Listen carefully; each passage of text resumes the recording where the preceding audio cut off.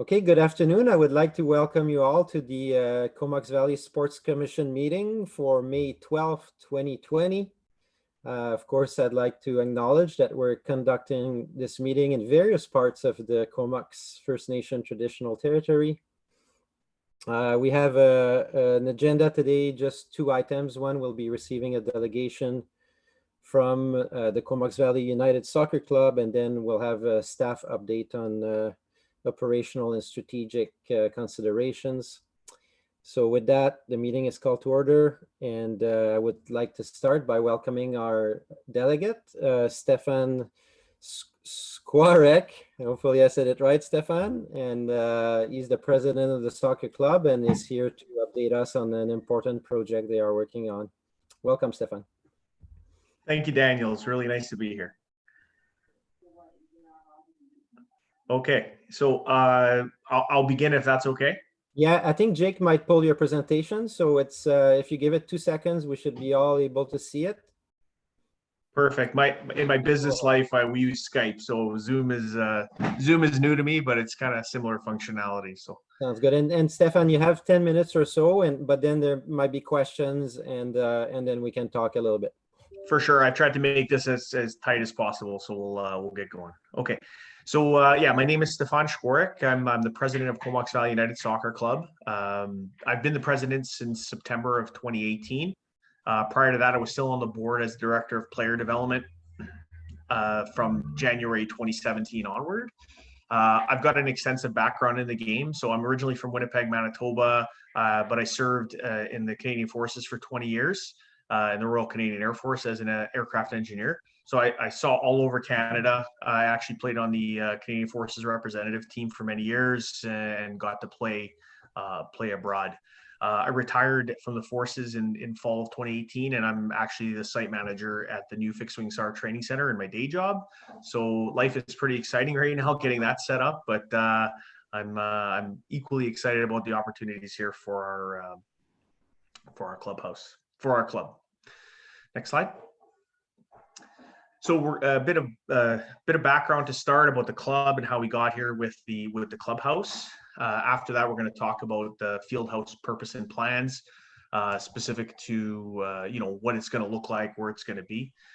Then talk about costs, and then finally close on how we would like to move forward and when we'd like to do that. Okay, next slide. So Comox Valley United is a cradle-to-grave soccer club. We've been around for just over 20 years. We are a not-for-profit organization, and we like to offer cradle-to-grave soccer opportunities for everyone aged 4 to 55 plus in the Comox Valley.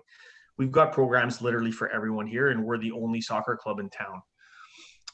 It was formed in 1999 by the merger of two youth clubs, one in Courtenay, one in Comox, and several adult teams in the Comox Valley. The club has grown over the last 20 years, and we typically have approximately 1,200 players, so 1,000 youth and 200 adults. But that fluctuates up to 1,500 depending on what the registration is like in the spring. So between 1,200 and 1,500 players in general. Next slide. So we're a very proud organization, and we're very proud to have contributed quite a bit to the local infrastructure, sporting infrastructure in the Comox Valley. It started with the Valley View Clubhouse in 2003. So that was a project with actual cash and in-kind contributions of approximately $225,000 to $250,000 at the time. So you can imagine what that project would cost today. We also contributed $400,000 to the Vanier turf completion, which I'll touch on in a second. And in addition to that, we've contributed many goals to score on across the Comox Valley in a variety of locations. So the field house has been a long planned venture. It actually wasn't meant to happen because we were supposed to have a turf built at the Valley View location. And there was a project initially approved by City of Courtenay in excess of $2.2 million to build 2 turf fields adjacent to our clubhouse with lights. But unfortunately, it did not come to fruition in the end. And thankfully, because of VHA taking away a field from us at Quinish, funding became available through them. And with our $400,000 contribution, we were able to build a turf field there. So turf is really important, especially in wet climates, because grass in the winter season, which is our competitive playing season, gets chewed up really quickly, especially with high volume play. And so this was a game changer for our club. Unfortunately, we didn't have a change room, washroom, or storage facility at this location, which we would have had at Valley View. And that was the nexus of how we started this project for the field house. Next slide. So it is actually one of our 3 main infrastructure goals for the club. It is our primary goal right now. We have $145,000 or so set aside for material costs, which I'll touch on in a second. And this is meant to enhance the facilities at Vanier Turf. The second priority is to extend our arrangement with the school district to have an exclusive user agreement on the turf. So because we provided $400,000 at the outset, we are able to get a large amount of time on the turf across the winter playing season, the summer as well, but we don't have as many programs. That runs out in 2024, and we have an additional $125,000 set aside, ready to give to the school district to do maintenance on the turf and thus extend our agreement with them for an additional 10 years. The last strategic venture that we're looking at now is we have grown as a club. The soccer opportunities are everywhere in Canada. We unfortunately do not have enough turf to meet the demand of our representative teams. So typically a team aged 13 to 17, they train 2 to 3 times a week and a game on the weekend. Our inherent club teams, they only get on the turf once a week right now. That's tier 3. Tier 2 get on twice. And our developmental teams of the young ages are lucky to get on once. So an additional turf is the minimum. We would like to aim for more than that. And we're already starting to talk, and we have some extra cash potentially available for this, but it's going to depend on the COVID situation. Next slide. So why a field house? Well, a variety of reasons. Like I already said, we do not have change room facilities at the turf, which is required for women's league play, for senior youth teams, halftime team talks, and these sorts of things. And to become fully compliant with Vancouver Island Soccer League rules for our flagship team, the Division 1 men, we actually need to have change rooms at the turf. We have a bit of a workaround right now where visiting teams go to the Valley View clubhouse to change, but we need to eventually get full compliance with this and get change rooms at our turf. The other element here is storage. So we don't have a lot of storage at the Valley View clubhouse, and we need to build a secondary storage facility. Currently, our workaround is we rent storage from one of the storage facilities near the base, but that's an annual operating cost, and this would take that away. So and it's usually not enough storage. We often have to use people's garages and stuff like this for overflow. The final bit here is we are a proud community partner. We want to carry on doing that forever. The school district is a very valuable partner for us, and they're very excited about the potential for this facility for their own sports, right? It will be on their campus, it'll be adjacent to their turf, and it'll afford them an opportunity. And as you're going to see in the plans, there's space allotted for a bit of this facility to have a storage locker for them. Next slide. So these are the field house plans. I provided these a week in advance so everyone can have a look.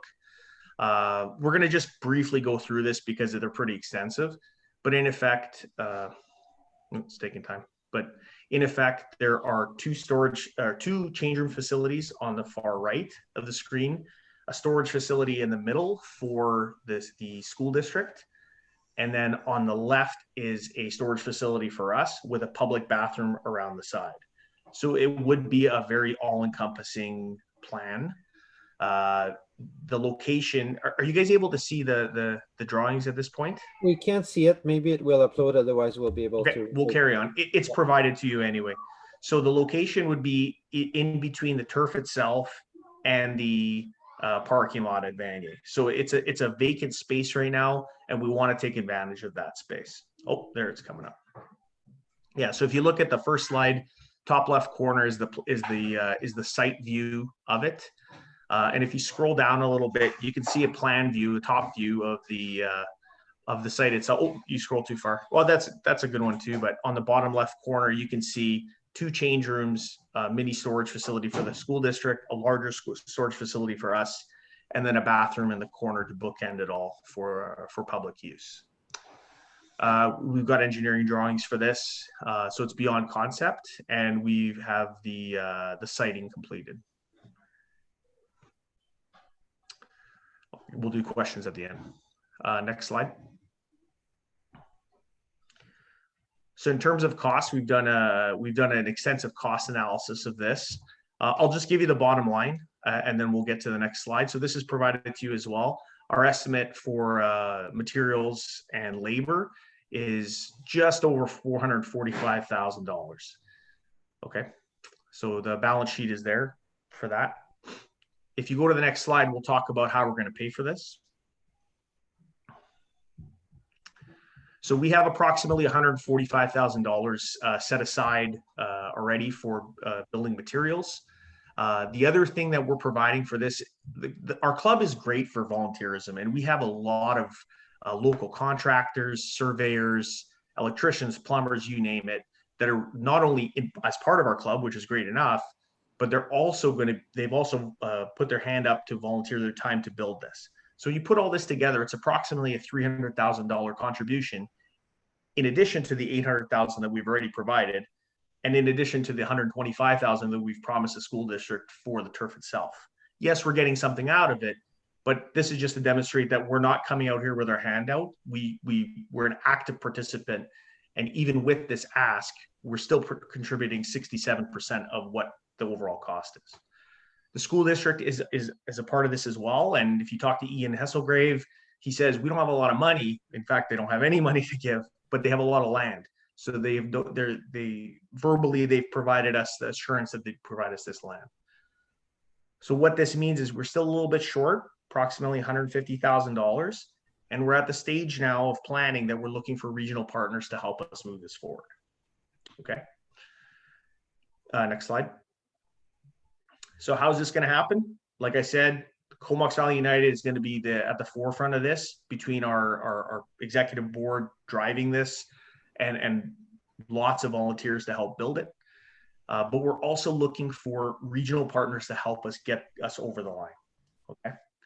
When we can do it is the million-dollar question. Clearly, COVID-19 has thrown everything up in the air. Totally understand it. I could go on for hours in terms of the procedures we've had to do at work. Just to keep the site active and keep things going, to provide that fixed wing SAR training opportunity for our men and women in uniform eventually. But in terms of this project, I can't tell you when that we're going to be able to get the green light for this, but we would like to do it soon. Next slide. So in conclusion, we're a committed community partner. We contributed much to the community, and we're looking to contribute more. We would very much like to build this field house. We would very much like to extend our work on the turf and build more turf. But specific to today, we're looking for an agreement in principle from the regional district to support us in this, and if funds are available, an assistance to get us over the line to a tune of approximately $150,000. So that's my presentation for today, and the last slide is just the question slide. Thank you so much, Stefan. A very good and concise presentation. So on the agenda, we say, as you stated at the end, it's a request for support. So, we almost never, it's happened once or twice, we almost never consider contributions at the same meeting. Normally, we would send this back to staff to investigate further and work with the people who request. Unless it's urgent, this is not considered urgent. Yep. And so I'll open it up to question. I have Director Hillian ready to speak. Thank you, Chair, and thank you, Stefan, for the presentation. I should qualify that I'm a member of your organization, a little closer to the grave than the cradle. But as we say when we see each other on arriving at the pitch, still good to be on this side of the grass. Of course.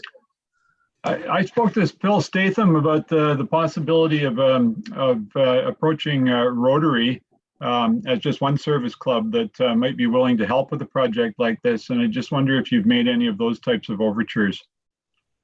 We have not, and that's actually interesting because we have not had. I don't want to say we have a bad relationship with them. We just don't have a relationship with them up to this point. It could be something that we consider. I would strongly encourage you to get in touch with the mayor of Courtenay, who's well known in the Rotary community and could make some connections for you in that regard for a project like this. That'd be awesome. Thanks. Thank you. Good luck. And hopefully we'll get to play soon. Yeah. Next, we have Dr. Mori. Great, thank you, Chair. Thank you so much for the presentation. It makes me think about the benefits not only to our community, but also obviously when there are tournaments and people coming from out of town, it probably makes it a bit more attractive to have those events, to have a little, to have better services.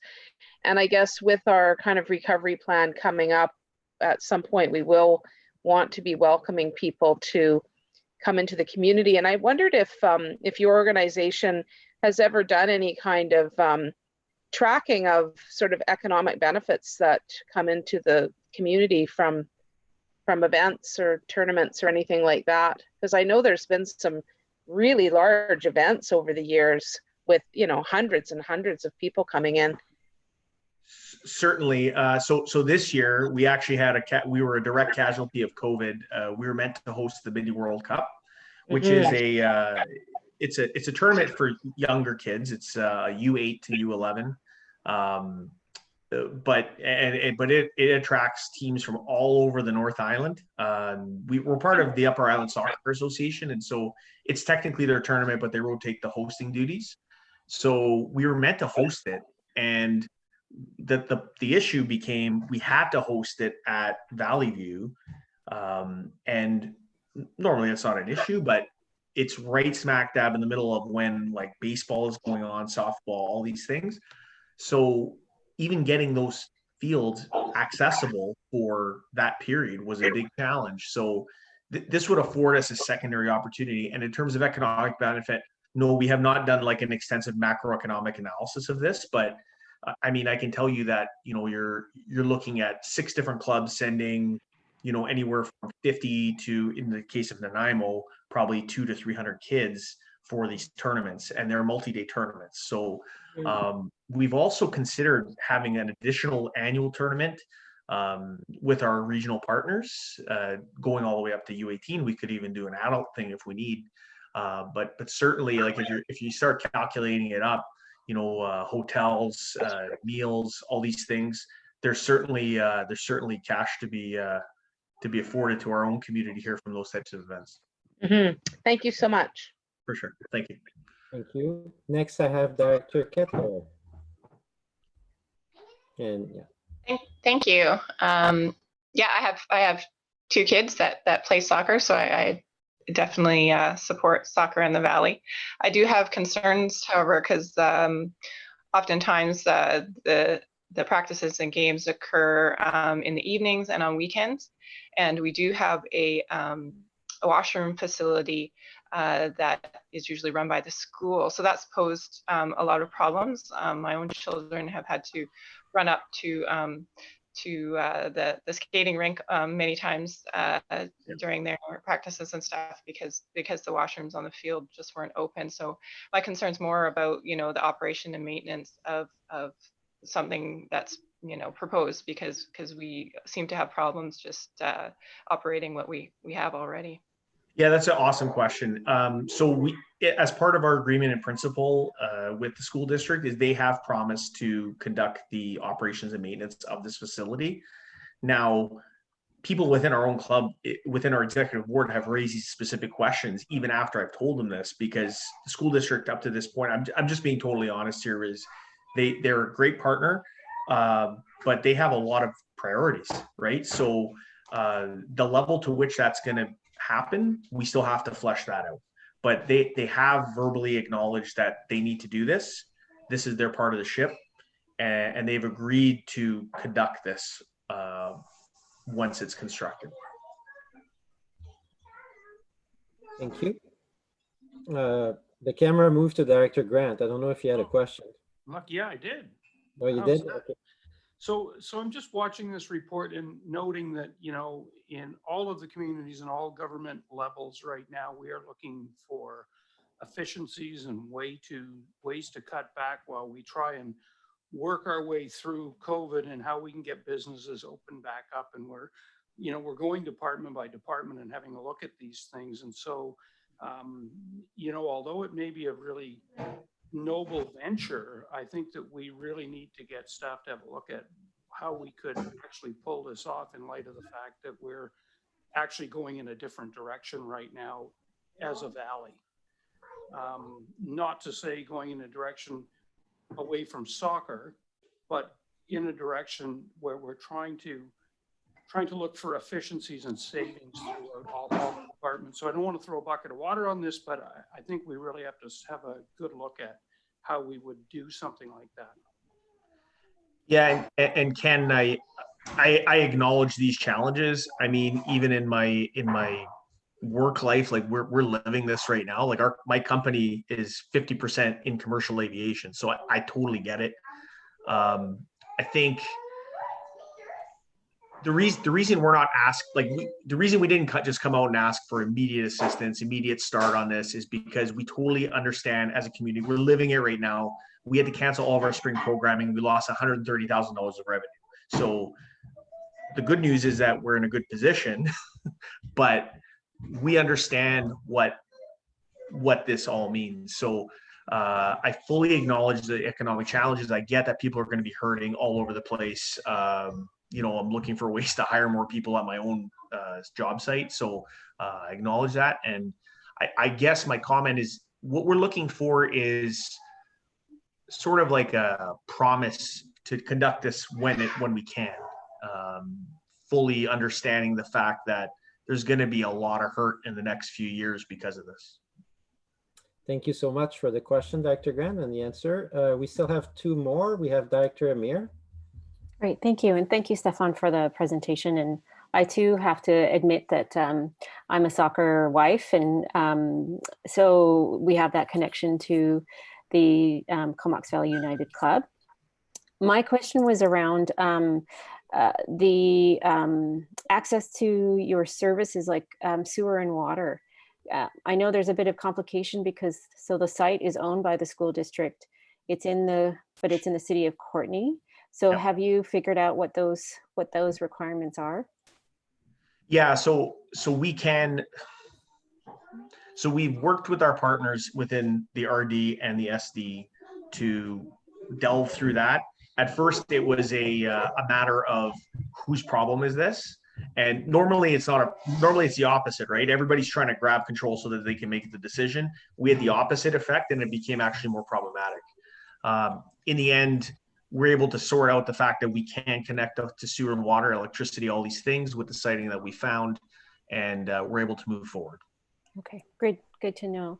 So it sounds like what you're asking for is like almost an agreement in principle. Correct. Or something like that. But I'd also like to echo Director Hillian's suggestion of connecting with some of the service groups.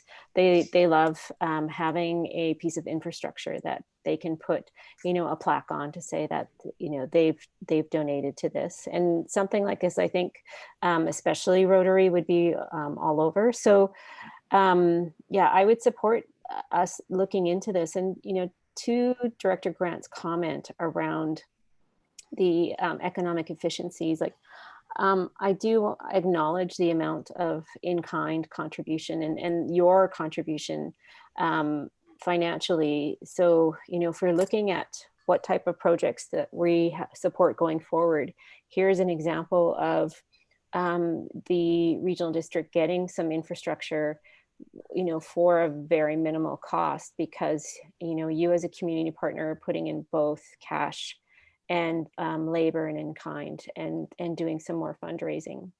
So, I would be in support of staff looking into this further. Thank you. Thank you, Dr. Mayor. We have time for one more question from Dr. Frisch.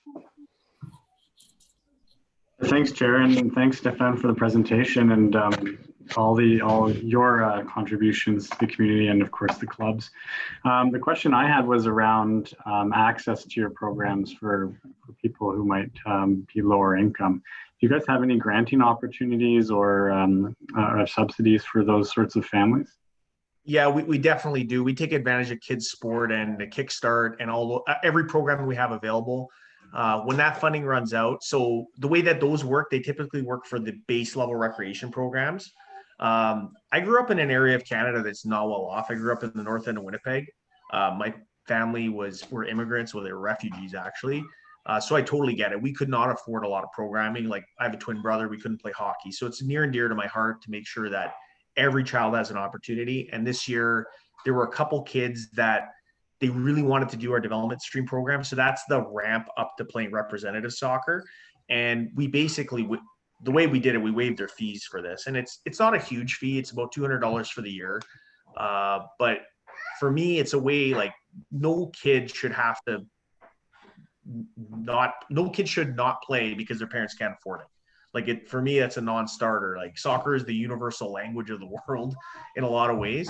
And I'm not trying to pump the tires of my sport, but you go anywhere in the world and people generally play. So I'm not a big fan of the big pay to play stuff. We take advantage of all these programs and we will carry on doing so.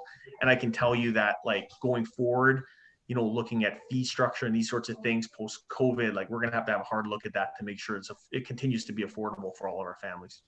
Well, that's great to hear, and lucky for the soccer community, you can afford hockey. But on a more serious note, maybe there is also an opportunity to, to come up with some support, knowing that you guys will be foregoing future fees from kids who need the help. So that might be a good angle for you to look at. Sure. Excellent. Thanks so much. Thank you. For sure. Yeah, so I'd like to thank Stefan for his presentation. I don't know if staff, did you feel you'd like a requested action on this to further investigate the potential for the RD's involvement, or just any thoughts, Russell? It's up to the board. If you would like us to undertake some assessment of this request, a resolution to ask us to do so would be in order. Okay. Is there any director that would like to propose that, or? Chair, can I just get clarification? Did we get those plans and that budget? Yeah, they both showed up and they're in the presentation that Jake shared. Oh, okay. My apologies. No, that's okay. They were showing a PDF for a while, but he figured it out eventually. But let's make sure that stays available to us. Probably, I didn't see it in our agenda. Yeah, maybe it's attached. We'll make sure it gets to everybody. Okay, thanks. Anybody wanted to move an action on this, or just a point of order? Yes, go ahead, Dr. Grieve. We should receive it first. Thank you very much. All in favor? Anyone opposed to receipt? I can't see everybody. Jake, can you see everybody? I don't think anyone's opposed. Okay, so we'll consider that received. Chair, I'd like to move that we request a staff report on the viability and options for supporting this project. I'll second. Who seconded? I didn't quite catch it. Myself and Will, I think. Okay, thank you. Seconded by Dr. Amir. Anyone opposed? I had a comment. Yes, go ahead. You can't see me on there, can you? Yeah, I Yeah, can see you. okay. Yeah. I just want to do, if we're going to go that route, I'd like to include in there that we look at if there's any grant opportunities that we could attach to this. I would think that as we come out of this COVID stuff, there might be some grant money.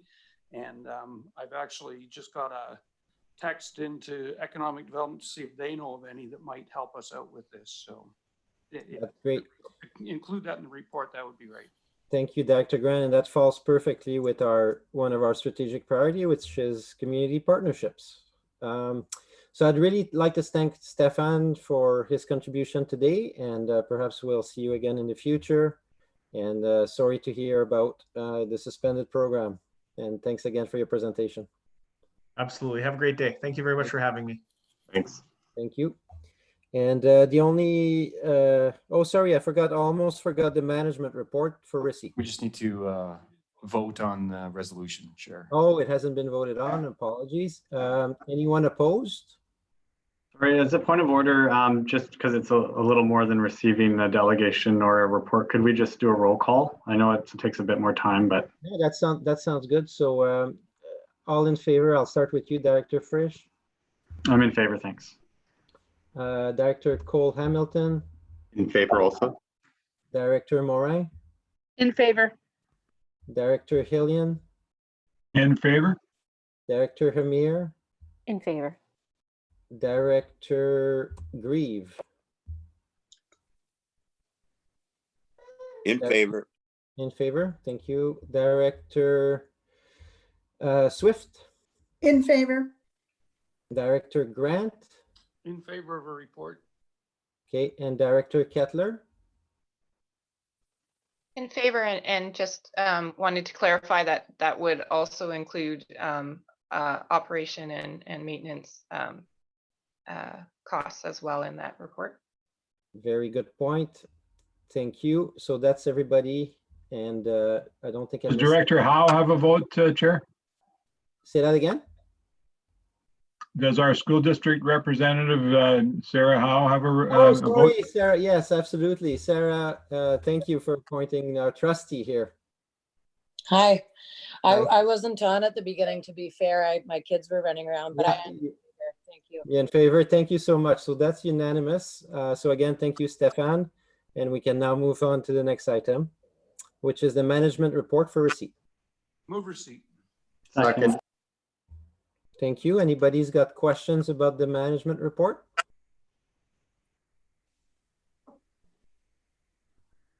There being none, anyone opposed to receipt? No, then that passes.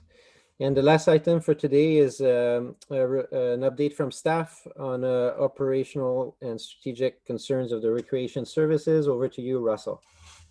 I'll move receipt of that. I'll move Second. receipt, anyone? Thank you. Thank you very much, Chair and Commissioners. And Jennifer Zabidin is here to provide a verbal presentation in PowerPoint and answer any of your questions.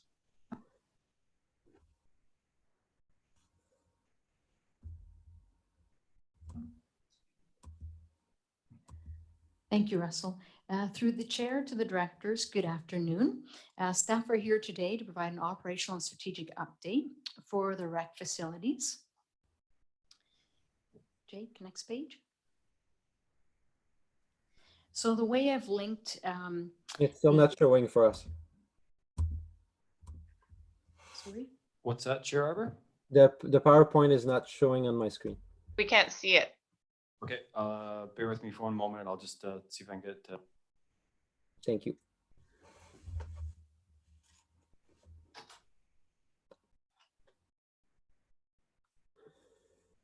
Yeah, that's good.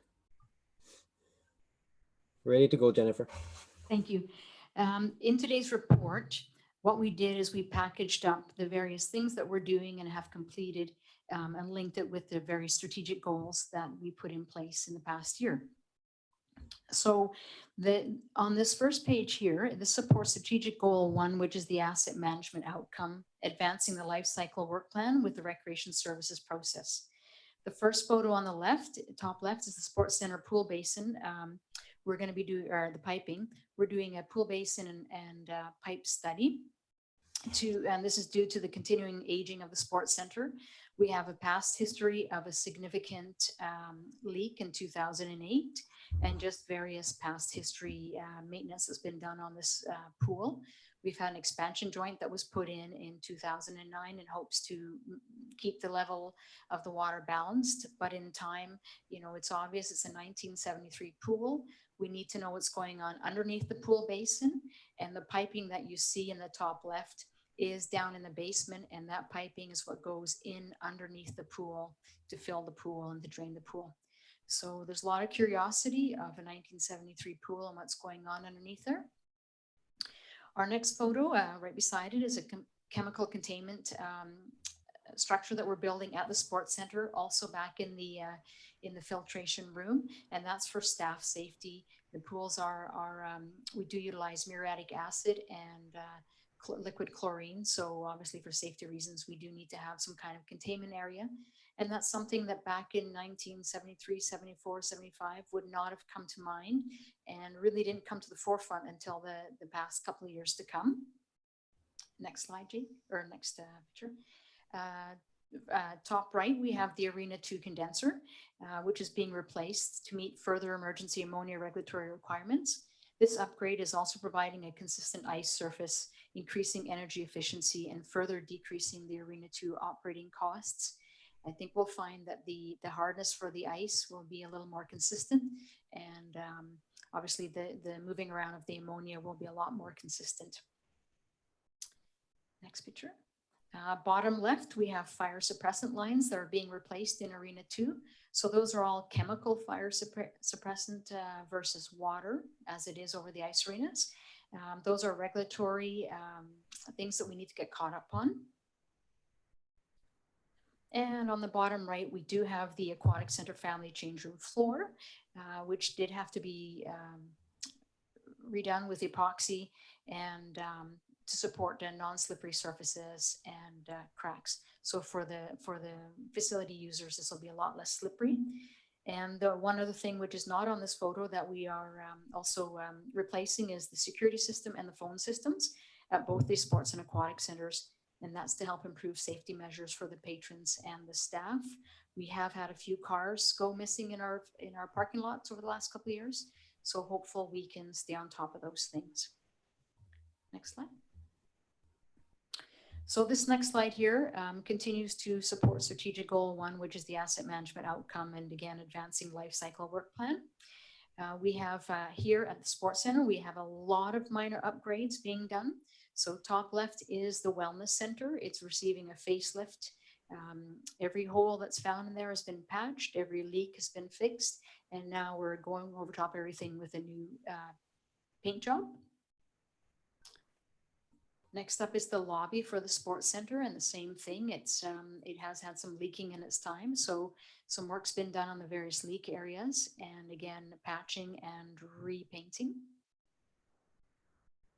Bottom left is the reception area at the Sports Center, and again, just getting caught up, giving it a little bit of a newer look with a fresh coat of paint.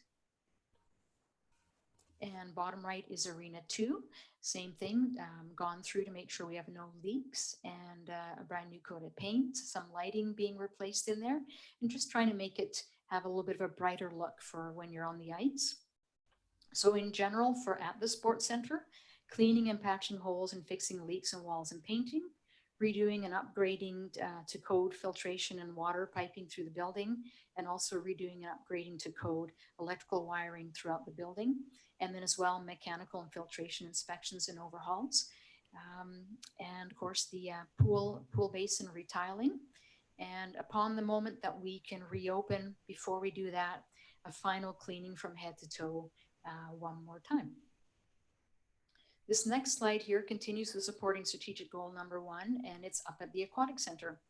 So to give you a little bit of a sneak peek, the fitness studio up at the Aquatic Center is getting a nice overhaul. We've got some funky colors going on in there, roof, walls, and floor completely repainted and redone. It's a good little facelift. Still in process right here is the main hallway that goes down to the men's and the ladies and the family change rooms at the Aquatic Center. And we were looking for some lighter color to give it a little bit more life and a little bit more energy just before you come into the pool. Top right, we have the main washroom off of the pool lobby, the general public washroom. Complete facelift in there of cleaning and repainting, and some new mirrors in there as well. Bottom left is the 25-meter pool at the Aquatic Center, and it's received the complete go over to ensure no leaking and repainting and ensuring that the gripping is good. And that middle photo is the leisure pool, same thing, completely repainted. We found some cracks in there that have been patched up and tucked away nicely. And the bottom right is the new sign for the Aquatic Center with some cleanup out front with the landscaping. So again, for up at the Aquatic Center, very similar to down at the Sports Center. We started with a complete major overhaul cleaning when we closed. And then again, cleaning, patching holes, fixing leaks, replacing old cracked countertops, mechanical and filtration inspection overhauls, and pool basin resealing and repainting. And of course, then a good head to toe cleaning upon reopening. Next up, to support our strategic goal 3, which is partnership outcomes, building on relationships and developing partnerships that support and enhance the delivery of recreation services to all citizens. First up, we have supporting the COVID-19 action team with recreation staff. The CVRD is exploring opportunities to support our community's nonprofit groups and associations during this COVID-19 crisis, and rec staff are supporting and on this team. Next up, we have providing leadership for collaboration on the provincial and regional initiatives related to COVID-19, such as a phased return. Recreation and access to parks is key in supporting community resilience and providing mental support and places of refuge in times of stress and adversity, as well as maintaining community unity and active, healthy living in times of good. Recreation and park leaders from across the province are working together with guidance and direction from the provincial health officer to establish and implement the necessary protocols for a safe return to social and physical recreation activities needed to boost the community's health and resilience. Next up, we're working with existing and new youth sport user groups to provide a path of return to their programs and usage. How can we as an organization support these groups? Is there something we can do with working with the fees? Can we provide staff? Are you having a hard time getting coaches to come back? A lot of our staff have a lot of these skills and certifications. Can we help somehow in any way? So reaching out to the various community groups and as they come in with requests to us. Next up, we have programming plans underway for various reopening scenarios related to COVID-19, and again, in conjunction with the BCRPA and other provincial and organizations, including steps to, in our opening, we're looking to include steps to reduce the risk for both the patrons and the staff. What does the new normal mean for employers and for public facilities? So that's in the process right in the backyard being worked on. And the last thing for this slide as well is I want to provide a bit of an update. So we did have the lacrosse provincials that were slated for the July long weekend at the Sports Center. And this is quite an honor to be able to have the opportunity to have these at our facilities. However, since the planning began, COVID-19 did come into our lives. So one of the things that the Lacrosse Association needs to do is work with the various BC youth sport groups to come up with a solid plan of how these provincials how they could potentially move forward, and things that they would possibly look at is 3-on-3 games, no parents in the stands. So they have a lot of work that they need to work together with BC Sports, and then we're working very closely with them. And if it's not the start of this summer, perhaps it's a possibility towards the end of the summer, and it just really depends on the various directions that we are able to go in respects to the provincial health and the BC reopening plans. At this time, the lacrosse provincials are certainly still on the forefront and still hopeful to be able to provide some sort of a opportunity for the provincials.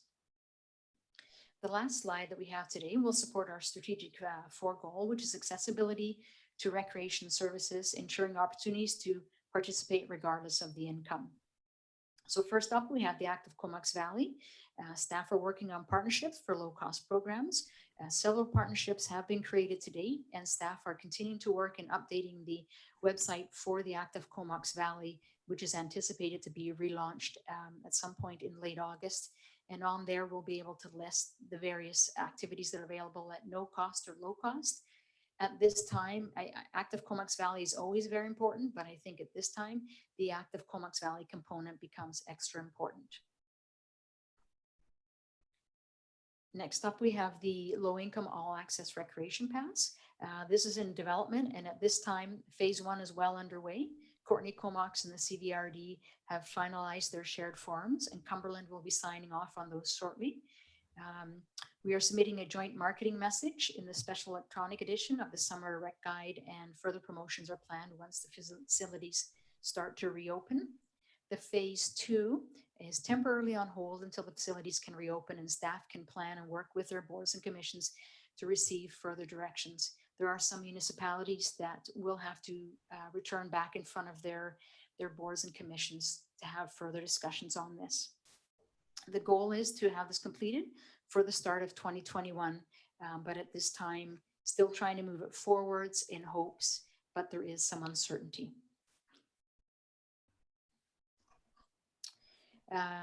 Third up is the plan to review the affordability for nonprofit youth groups that use our facilities for programs. So again, we have swim clubs. How can we help them come back into our facilities? You know, lacrosse association, minor hockey, figure skating, ringette, synchro. How can we help bring them back into our facilities in a way that they can afford to be back? And we have another one here. Considerations for different models to provide more access to our facilities is another step that we want to take, and perhaps COVID-19 has helped us realize that a little bit further. And so the example we take is potentially coming up with a CVRD rec department run organized hockey league. This will help those that have a difficult time when they do move to community and they try to find their way onto a hockey team. Sometimes teams are full, sometimes teams don't have regular ice times to be able to take on new players. So this is certainly a way to find people that want to play hockey to get back on a team. I think if we can provide that value added of referees and locked in times and scorekeeping and all those things that make a league a great reason to come out to play hockey, now is the time to start looking at those things. And lastly, yet certainly not least, again, is to support strategic goal 4 is staff are considering regional reach out programs during the COVID-19 crisis, reaching out to other non-profit organizations to see how we can help during this time. And I believe later this evening there'll be a further presentation on that, so I won't steal the energy away from that presentation. So at this time, I'd like to say thank you, and I'm open to any questions. Thank you so much, Jennifer, for your report. And it's incredible that it's, you know, mid-March is when we had to curtail facilities. It feels like a long time ago now, but I think it's great to see all the work that's been done. Like, we're hearing a lot of people at home are doing home projects, and it sounds like the same has been happening at our facilities. So I see a couple of questions. Director Kettler. Yeah, thanks, Chair, and thanks, Jennifer. I'm really happy to hear that the all income pass is moving forward. I think it's needed now more than ever to lower barriers for people to access recreation programs, both with cost and the universal pass, which just makes it easier for families to access. So I'm happy to see that moving forward, and thanks for your work. Thank you. Thank you. Director Hamir. Yeah, thanks. Not so much of a question, but also very similar. Just wanted to thank staff for all the work that they've done to really bring the facilities up to better standards and use this time. Like I can just imagine how disruptive it would have been had we not had this major closure, you know, to do all of this type of work. So I think that's a really good news story. And I don't know if we're going to be having any kind of communications. I know it's been a really big week for the rec service, and director, our chair and EOC director made, you know, some announcements this week specifically around parks and rec. But I think this is another great story of how the regional district has used this time to really prepare so that when we do get up and running, that things happen really smoothly. I think the rec service, you know, not only have you worked on our facilities and asset management, but you've really supported the community in a fantastic way. So would love to get those stories out as much as possible. So thanks, and please, yeah, do forward on our thanks to all the staff. Thank you. And Jennifer, is there any plans maybe around reopenings or things like that to announce the improvements, or?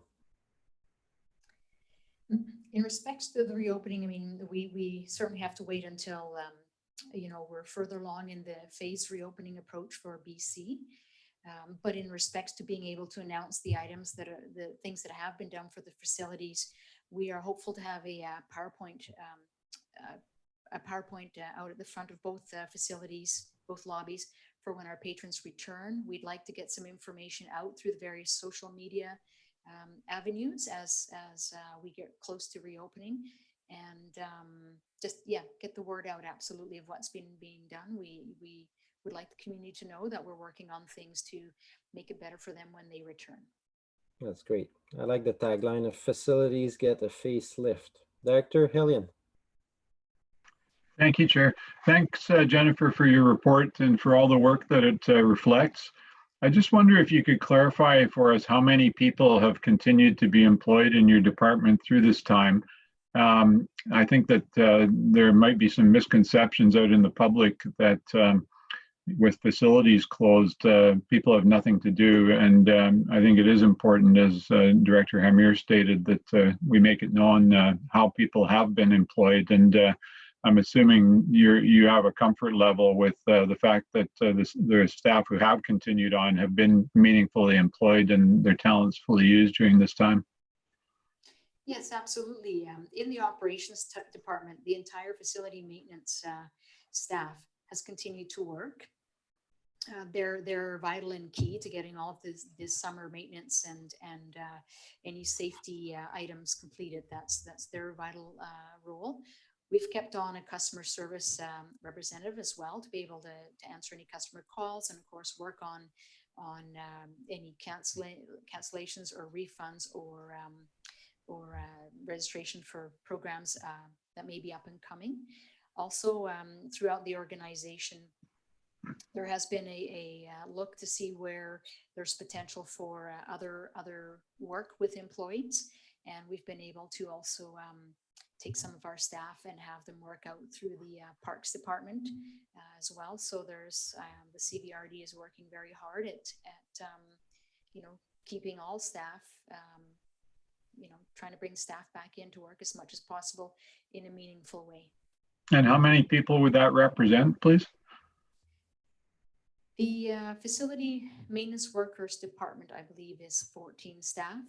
We have a customer service rep that makes it 15. And then out in the various parks, there's roughly 6.